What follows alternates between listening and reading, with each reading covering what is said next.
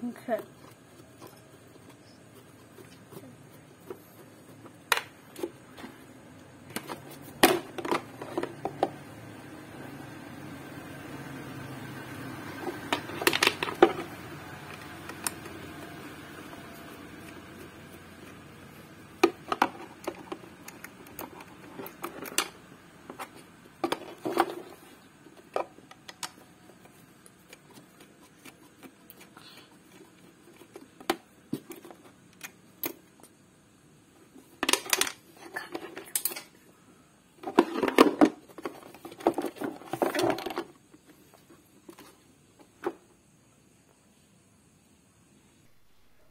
Selamat pagi rekan-rekan sobat dimanapun berada, mudah-mudahan sehat-sehat semua ya.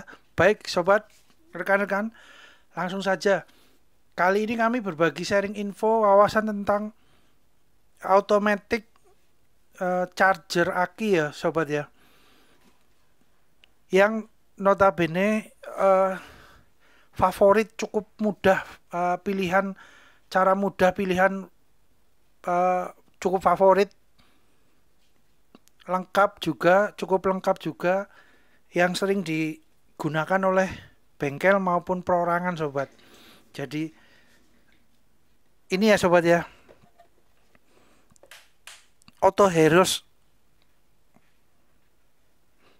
untuk 12 volt atau 24 volt ya sobat. Jadi untuk yang motor maupun mobil ya sobat, truk atau yang sesuai dengan ukuran kapasitasnya, peruntukannya ya sobat ya. Ini seperti ini. Ini ada hologramnya sobat, Genio produk. Oke, terus belakangnya seperti ini sobat. Ini ada kipas kipas pendinginnya ya sobat ya. Cukup gede juga untuk kipas pendinginnya. Kemudian ini pinggirnya, bawahnya seperti ini sobat ya. Baik.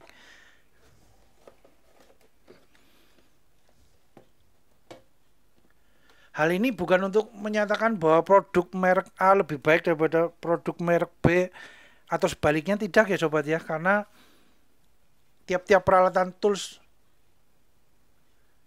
equipment tukang dan bengkel itu mempunyai ciri khas, keunikan plus minusnya masing-masing sobat.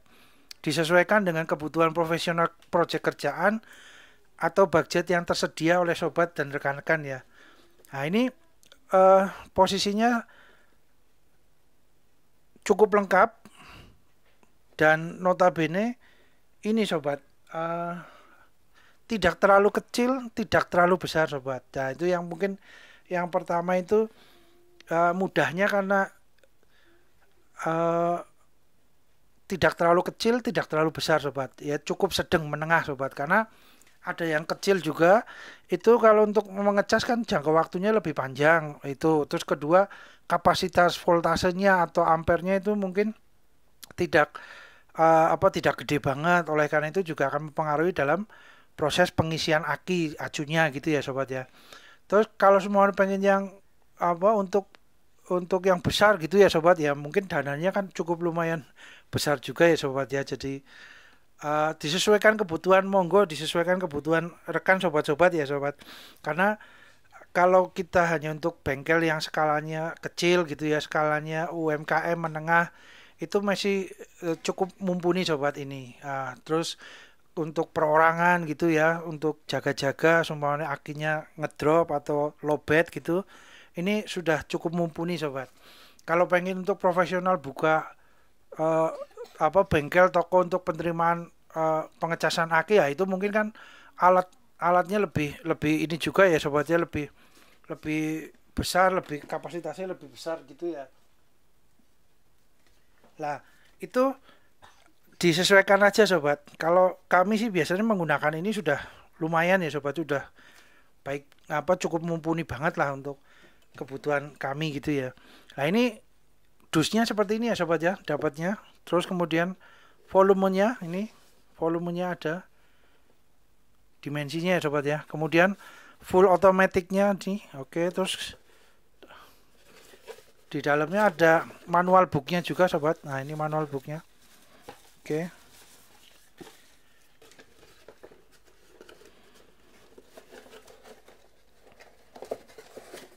Yep. Nah ini sobat, manual booknya mantap. Ini untuk serinya model yang MF2B ini ya sobat ya, MF2B. Oke, terus dibaca-baca aja sobat untuk apa, untuk ini ya, untuk buku petunjuknya ya, manual booknya. Oke, kemudian ini sobat, kita melihat dari ini aja ya, dari depannya aja udah cukup mewakili sobat. Yang kedua mungkin charger ini punya automatic identification sobat. Jadi 12 volt maupun 24 volt. Jadi tidak harus di setting lagi tombolnya untuk kita mau ngecas aki motor gitu 12 volt. Itu harus kita pencet tombolnya, atau 24 volt untuk yang mobil, kendaraan roda 4 kita harus pencet. Nah, itu kan kadang-kadang takutnya kalau usernya, pengguna dari charger akinya belum terbiasa, takutnya keliru sobat ketika untuk ngecas aki yang motor 12 volt tapi ternyata kepencetnya yang 24 volt. Nah, itu kan nanti malah jadi ini ya sobatnya, jadi nggak sesuai dengan ininya ya. Nah, takutnya juga akan terjadi overcharging ya, lebih gitu ya, dan atau mungkin malah merusak dari aki baterainya itu kalau tidak sesuai lah. Unit ini sudah disesuaikan punya automatic, jadi dia otomatis untuk bisa mendeteksi 12 volt aki besar, aki besar 24 volt, atau aki yang kecil 12 volt untuk yang motor sama mobil gitu ya. Terus kemudian ada juga intelligent pulse repair tipe ini sobat. Jadi beliau punya menu untuk memperbaiki secara pintar ya, secara otomatis untuk aki yang mungkin sel-selnya masih bisa diperbaiki gitu. Maksudnya ditembak dengan pulse, dengan tegangan, dengan arus gitu, arus listrik itu bisa pulih kembali gitu ya. Ya minimal bisa digunakan lagi sobat. Namun kalau sel-sel dari akinya sudah rusak gitu ya sobat, sudah tidak bisa buat nyimpan listrik ya, tetap nggak bisa sobat. Alat ini, charger ini juga nggak bisa untuk ngecas itu. Sebenarnya kalau berdasarkan ini juga mungkin ya, kemungkinan besar kan kalau mau memperbaiki ya berarti sel aki yang di dalam itu harus diganti ya sobat ya, harus dicopot terus ganti lagi dengan yang baru, dirangkai lagi, dimasukkan ke tempat ini lagi. Nah, itu mungkin kemungkinan seperti itu masih bisa ya sobat. Namun kalau sel aki di dalamnya, sel-sel akinya nggak diganti, ya tetap aja nggak bisa ya sobat ya. Itu logikanya seperti itu sobat. Jadi ini intelligent pulse repair kalau memang akinya masih bisa, sel-selnya masih bisa ditembak dengan arus, masih bisa dibangkitkan, atau mungkin apa ya bahasanya ya, optimalkan lagi. Nah, itu mungkin itu ya sobat ya. Terus kemudian ini ada mikrokomputer chip sobat. Jadi sudah ada mikrokomputernya, chipnya ya. Kemudian untuk teknologi of pulse width modulation, jadi ada teknologi untuk arus tegangannya itu akan disesuaikan dengan kondisi kapasitas listrik di dalam aki baterainya itu ya sobat, di aki acunya itu ya. Jadi kalau semuanya dia sudah cukup penuh, charger ini akan otomatis mengurangi, menyesuaikan, menurunkan ampere maupun voltase ketika mengisinya. Jadi aki atau baterai itu tidak terjadi overcharging ya, tidak over capacity dari aki itu. Jadi akhirnya lebih aman untuk akinya gitu ya sobat ya. Untuk chargernya juga aman juga, karena akan berhenti secara otomatis atau bertahap akan menurun sesuai dengan kapasitas akinya yang sudah mulai penuh. Nah, kalau kosong baru listriknya mungkin sudah sangat sedikit mungkin kalau sangat sedikit nggak ada listrik yang sama sekali, kan kemungkinan besar sel akinya rusak gitu ya di dalam ya sobat ya. Maksudnya biasanya kan range-nya 14 volt lebih, 14 itu ya sobat ya. Lah ketika turun jadi 12 atau 13, nah itu akan disesuaikan, ketika pengisiannya itu akan disesuaikan dengan kondisi listrik atau tegangan yang ada di dalam aki itu. Nah, itu bahasa mudahnya seperti itu sobat. Terus kemudian ini ada manual adjustment atau full automatic, jadi bisa manual, bisa full automatic gitu ya sobat ya. Nah itu kemudian ini ini sobat, jadi ada yang manual, ada yang otomatis sobat. Kalau kami sih seringnya menggunakan otomatis ya sobat, biar charger ini yang menyesuaikan dan mengecas dengan otomatisnya ya sobat ya. Kemudian ini ada yang ordinary baterai ya, ordinary baterai yang biasa ya sobat ya, yang lead acid ya, yang dengan MF atau yes pokoknya aki untuk motor mobil lah ya sobat ya, itu yang ordinary. Lah ini lithium baterai lah. Kenapa fungsinya cukup lengkap ya sobat, favorit juga karena ada juga fungsi untuk lithium baterainya ini sobat. Nah itu lithium baterai kebetulan kami tidak punya ininya ya sobat ya, stoknya untuk persediaannya ya. Adanya ini yang ordinary baterai ya, yang untuk motor mobil gitu ya. Itu pun dengan yang ini yang untuk UPS, itu UPS yang elektronik gitu ya. Ini juga untuk lampu emergency segala macam, ini masih menggunakan lead acid, jadi masih menggunakan ordinary baterai ya sobat. Lithium ini belum, walaupun ini peralatan untuk elektronik gitu ya. Ini UPS yang ada di konten kami, UPS Kenika itu diganti yang 7 ampere dinaikkan 9 ampere, dan posisi UPS-nya tadinya mati, ternyata cuman hanya akinya saja. Mudah untuk memperbaikinya, akinya tinggal diganti terus disesuaikan, digedekan ampernya menjadi 9 ampere, itu masih bisa sobat, lebih optimal lagi gitu ya sobat. Harganya juga nggak begitu jauh antara yang 7 ampere sampai 9 ampere lah. Untuk dimensinya kotaknya kebetulan sama, tinggal plug and play, walaupun lebih gede sedikit tapi dimensinya nggak lebih gede dari tempatnya, itu jadi bisa langsung. Lah ini dengan yang peralatan elektronik pun itu kategorinya masih lead acid ya, masih yang ordinary baterai biasa ya, belum lithium ya. Mungkin lithium ini mungkin besok untuk motor listrik atau mobil listrik atau itulah, mungkin ini ya sobat ya, lithium baterai itu akan digunakan untuk itu. Kemudian ini ada layarnya ya sobat ya, layarnya LCD-nya ini ada voltasenya, ada ampernya, jadi mengindikasikan voltase ampere dari aki yang ada di dalam proses pengecasan gitu ya sobat. Itu sangat membantu ya sobat ya, kalau LCD-nya ada warnanya biru terus ada menunya itu jadi bisa terlihat ya sobat. Kemudian untuk ini AC-nya 50 sampai 60 Hz, AC-nya 60 Hz ya. Inputnya 110 sampai 250 volt. Ya ini 110 ini biasanya kan di negara-negara Eropa ya sobat. Di negara-negara yang jaringan listriknya itu 110 volt ya biasa ada ya. Kalau kita kan 220 volt ya sobat ya. Nah, kalau yang di Eropa kenapa menggunakan yang 110 volt? Infonya kalau yang 110 volt itu ini sobat, resiko untuk kesetrum jaringan listrik itu lebih diminimalisir gitu ya. Maksudnya ya mungkin tetap nyetrum tapi resikonya nggak ya, tetap mungkin kemungkinan kalau terlalu lama atau gimana ya tetap namanya listrik ya, bahaya juga ya sobat kalau kita langsung bersentuhan dengan listrik ya. Jadi ya infonya untuk mengurangi resiko itulah sobat, ke setrum listriknya itu ya.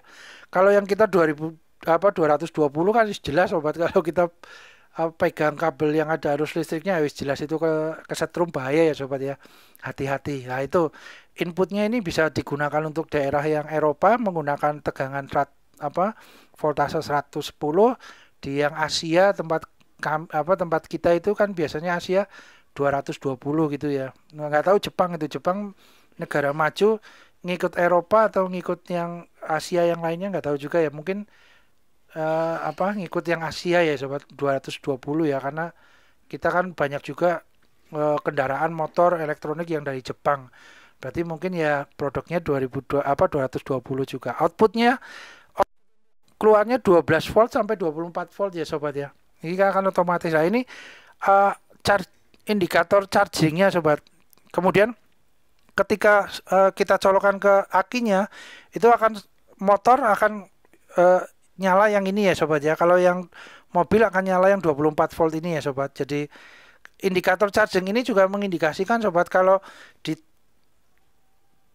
dicolokkan ke aki, kutub positif kutub negatifnya itu ternyata tidak ada indikator charging, berarti kemungkinan akinya itu sudah sel-selnya di dalamnya sudah rusak mungkin ya. Kemungkinan besar sel-sel akinya sudah rusak sobat. Sini juga tidak bergerak sobat. Tapi kalau akinya sel-selnya masih baik dan bisa di charge, bisa di charger, ini akan indikator ini akan hidup, dan sini yang voltase dan ampernya juga akan hidup menyesuaikan dengan kondisi akinya ya sobat ya. Gitu sobat. Kemudian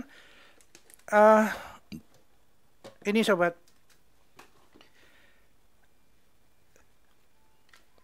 kita contoh yang tadi ya sobat ya. Ini untuk aki mobil itu ya sobat. Ini juga cukup harus diperhatikan juga sobat. Jadi tadi itu posisi indikator yang di sini sobat. Nah, ini indikatornya kan putih. Putih berarti kurang strom. Tadinya itu merah sobat. Tadinya ini indikator ini merah. Jadi ini kebetulan kami ada ininya GS hybrid ya sobat ya, mobil ya. Nah, ini posisi, nah ini kelihatannya sobat ya. Oke. Indikatornya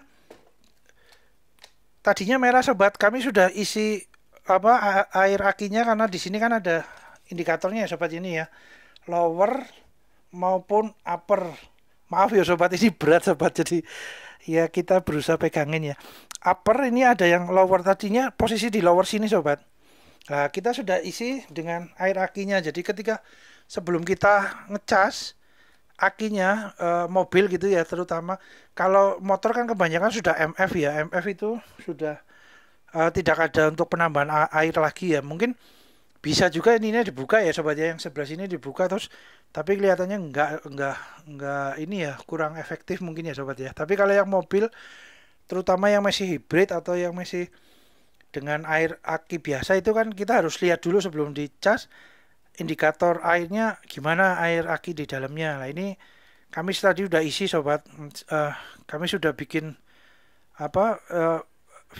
konten videonya tadi itu, cuman ini memorinya penuh sobat. Jadi ketika proses pengisian ini airnya kami ya, karena memorinya penuh ya, ini jadi diupdate lagi. Nah, ya udah, yang penting sudah diisi ya sobat ya.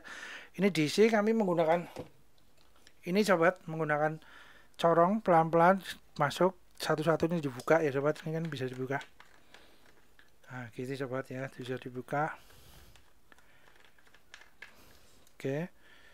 Bisa dibuka, tinggal nanti diisi. Nah, ini yang harus diperhatikan ini sobat.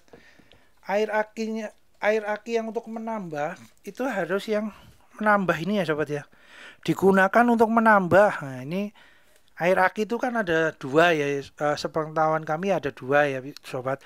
Untuk yang menambah, khusus untuk nambah, dan khusus untuk yang awal itu, yang aki sur itu, aki yang untuk memfungsikan sel-sel aki untuk pertama kalinya, yang seperti ini sobat. Nah, ini kan aki-aki motor itu kan ada juga yang masih seperti ini ya sobat ya. Jadi elektrolit khusus aki, asam sulfat, aki sur gitu ya sobat. Ini hati-hati ya sobat, bikin gatel ya kalau kena kulit ini, hati-hati ini, cukup keras ya. Jadi ini air aki yang pertama ini fungsinya untuk pertama kali sobat. Tapi kalau untuk menambahkan jangan menggunakan yang ini ya sobat ya. Ya, ini contoh saja sobat. Ini kan kebetulan bawaan dari aki ini gitu ya, satu paket di dalam kardusnya. Sebelum diaktifkan, sebelum dipakai, ditaruh, kasih aki sur ini dulu masuk lah. Ketika untuk nambah aki mobil gitu ya, terutama yang mobil yang masih gede-gede, ada banyak yang hybrid masih menggunakan air akinya ada gitu ya. Itu menambahnya dengan yang khusus untuk nambah ya sobat ya. Jangan dengan yang air aki sur ini ya, yang asam sulfat, yang elektrolit khusus untuk pertama kali itu jangan sobat. Nanti bahaya, sel-sel akinya malah jadi rusak gitu ya. Tadi ini enggak apa-apa malah jadi rusak. Jadi harus diperhatikan sobat, ini jangan tertukar ya, jangan tertukar untuk fungsinya, karena masing-masing punya fungsi yang berbeda ya. Jadi kalau untuk menambahkan, cari yang air aki yang untuk menambah. Ini digunakan untuk menambah, itu penting sobat. Jadi akinya, sel yang di dalamnya nggak rusak gitu ya sobat ya. Ya kurang lebihnya kita harus menjaga sobat, dia aman-aman sesuai dengan peruntukannya lah. Gitu sobat. Kemudian eh, berhubung durasi sobat, kita lanjut di part 2 ya sobat. Mudah-mudahan bermanfaat. Terima kasih.